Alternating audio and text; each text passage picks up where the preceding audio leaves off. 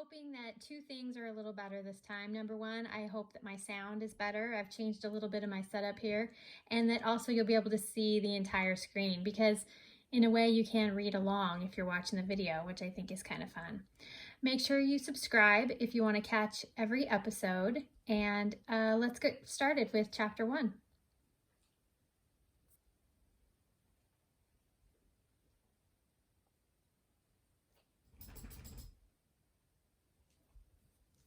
Chapter 1 is Many Happy Summers. It was eerily quiet as I entered the mansion. I needed to find my grandma. Hurrying through the foyer, past the library, and into the parlor, I saw a fire blazing in the massive brick fireplace.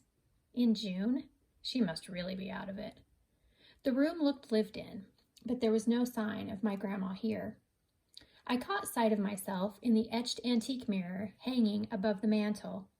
I looked as worn out as I felt. I had driven from Boise, Idaho to Jericho Falls, Nevada in just 7.5 hours, stopping only once for gas and that dreaded corn dog. I felt grimy and my eyes burned. My long golden brown hair was tied in what was supposed to be a bun, but closely resembled a fraying knot at the top of my head. A cat meowed loudly, slinking in from the hallway. I jumped, startled by this noise, in the otherwise muted room. The large black cat with tuxedo markings sat and stared at me with yellow eyes. It yawned, revealing large, sharp teeth, as if to warn me. Then it meowed. I sidestepped the cat, but it followed me. Together we checked the library. It looked pristine and held no sign of my grandma. Suddenly, a banging noise erupted from the back of the house. I hurried down the long hallway, past the dining room and the grand staircase, into the kitchen. My grandmother stood there, balancing a grocery bag on each hip, attempting to open the refrigerator with the fingertips of one hand. She was singing to whatever was playing on her wireless earphones.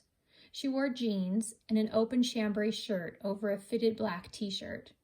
Her shoulder-length gray hair was tied with a sky blue ribbon in a high ponytail.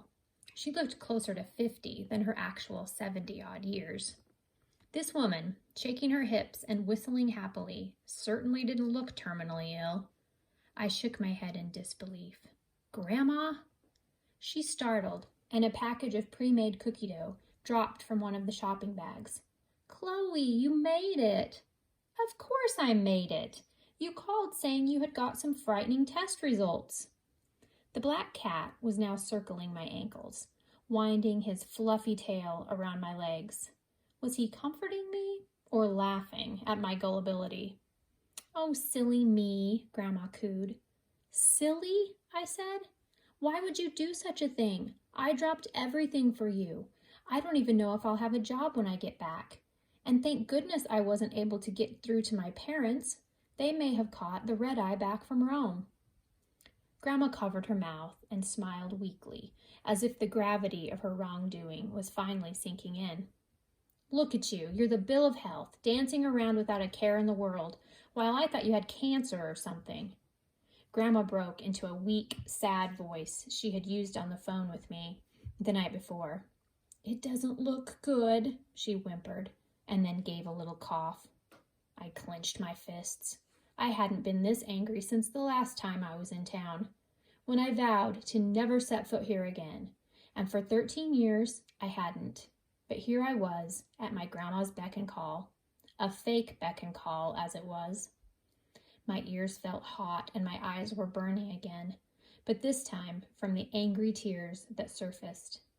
The cat meowed. Come here, Elliot, said Grandma.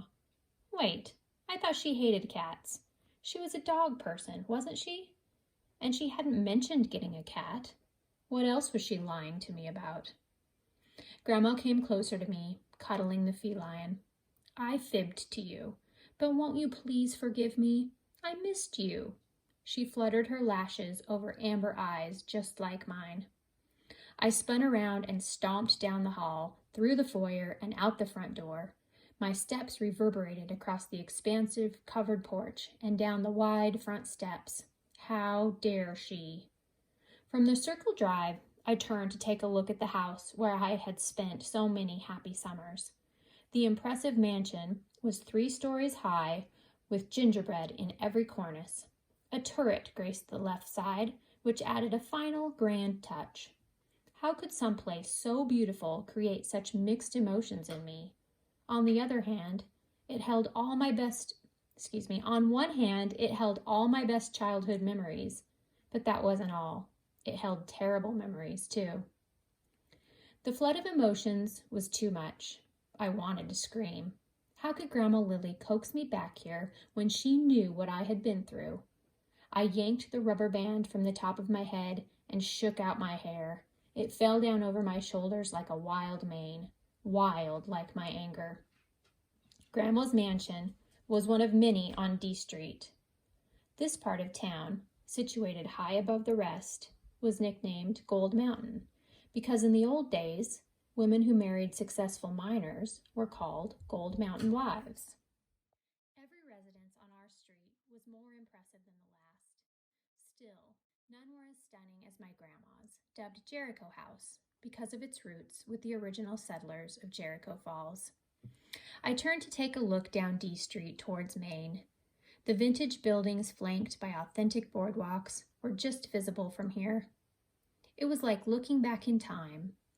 Named after the majestic waterfalls a few miles upriver, historic Jericho Falls was once a booming gold mining town in the 1800s.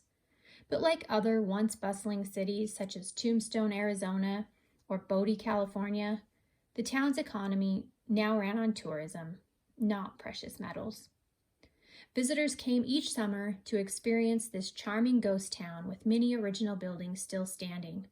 Old homes, including my grandma's, helped visitors experience the sophisticated and lush lifestyle from the days of yore. Some of them had become bed and breakfasts. Others were now museums or shops. My family had opted to keep it simple, giving a few home tours each week and offering space to hold bridal and baby showers or book clubs.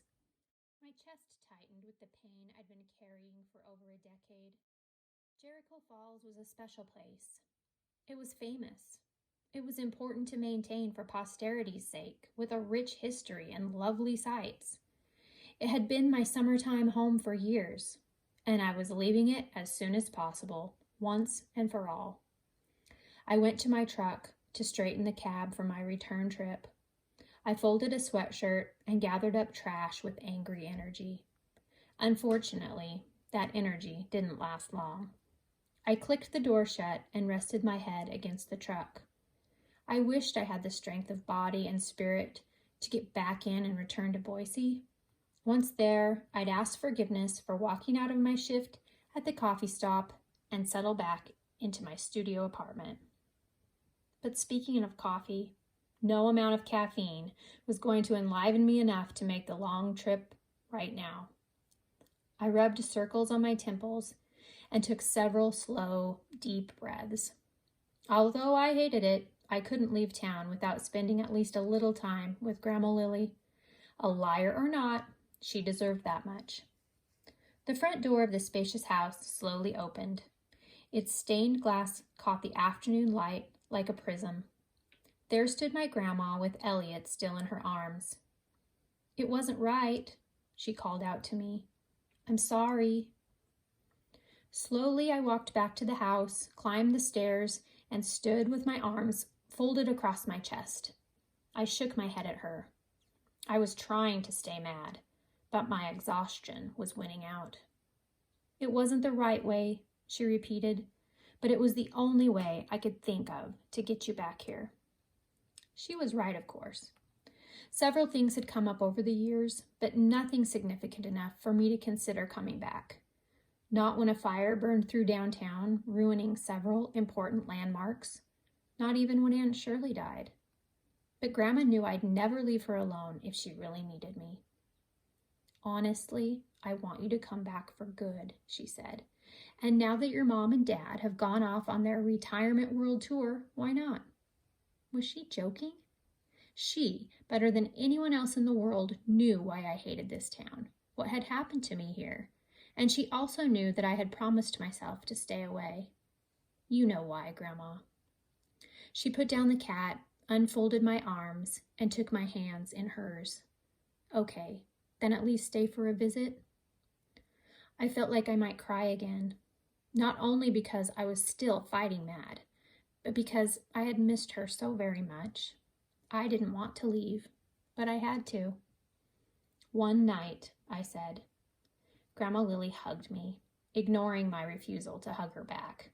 She smelled like fresh cut grass and roses. All right, that ends chapter 1. I hope that you'll join me again real soon for chapter 2. Like I said before, I'm going to front load several so that you can get a good start on the story.